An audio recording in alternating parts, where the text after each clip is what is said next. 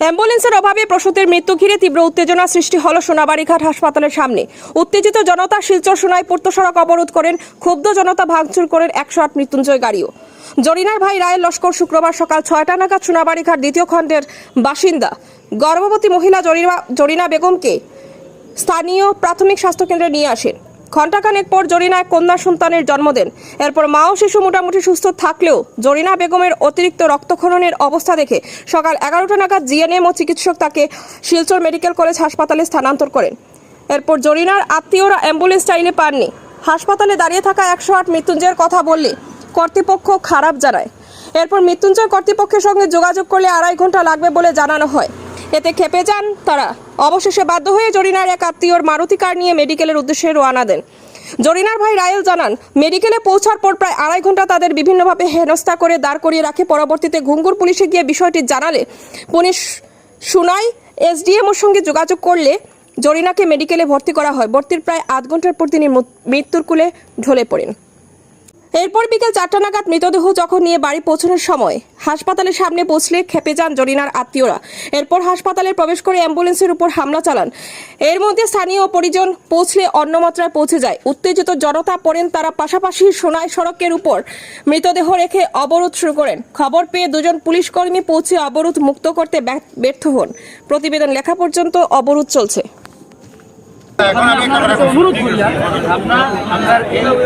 আপনারা medical administration থেকে উপযুক্ত একটা ক্ষতিপূরণ দিয়া দিন আর এটার আমরা বৃহত্তর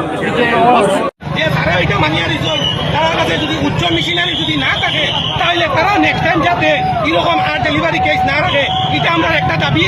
আর 2 নম্বর দাবি হইল যে মেয়েটা আজকে এই ডাক্তারগুলোর গাফিলতির কারণে মারা গেছে, এই মেয়েটারে যাতে একটা আর্থিক সাহায্য দেওয়া হোক, এই দাবিটা আমরা রাখলাম।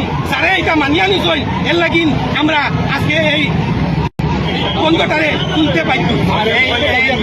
আমরা আজকে ডিস্ট্রিক্ট অ্যাডমিনিস্ট্রেশনে আমরা ধন্যবাদ জানাই। জেলা প্রশাসনের পক্ষ থেকে সবাই এখানে উপস্থিত হয়েছেন। ডিএসপি হেডকোয়ার্টার স্যার আইসন এবং আমার circle officer sir ADC sir আইসন এবং আমার সদর পুলিশ কাছাড়ের বিভিন্ন থানা থেকে আমার পুলিশ আইসন। সবাইকে আমি ধন্যবাদ জানাই। আমার সোনাবাড়ীঘাট জিপির আমি এই প্রাক্তন প্রতিনিধি এবং আমি এই হসপিটালের একজন গভর্নিং কমিটির মেম্বার হিসাবে আমিও এইখানে প্রশাসনের লগে একমত। যদি এখানে কেউ দোষী হয় স্যারে কইছেন উপযুক্ত ব্যবস্থা নেওয়া হইব। আর আমিও এখানে মানে দাবি রাখি, আর যে দাবি রাখা হয়েছে এখানে তো আমরা জেলা প্রশাসনে মানিয়ে নিছেন। এককালীন টাকা ক্ষতিপূরণ দেওয়া হবো এবং এখানে স্টাফ যদি বদলি করা হয়তো বদলি করা হইতো এবং গাইনি বিভাগে আরো উন্নতমান করা হইতো, যাতে ভবিষ্যতে আর কোনোদিন এরকম না হয়। এটা দাবি মানিয়া আপাতত এটা রোড অবরোধ করা হয়েছে। বিকালে একটা এফআইআর দায়ের করা হবো যে আর একটা দাবি আমরা রাখি, আর গাইনি বিভাগের একজন ডাক্তার এখানে বন্ধ করি, বিকালে একটা এফআইআর দেওয়া হইব, পুলিশের তদন্ত আরম্ভ করবো। এরপরে যেটা বিহিত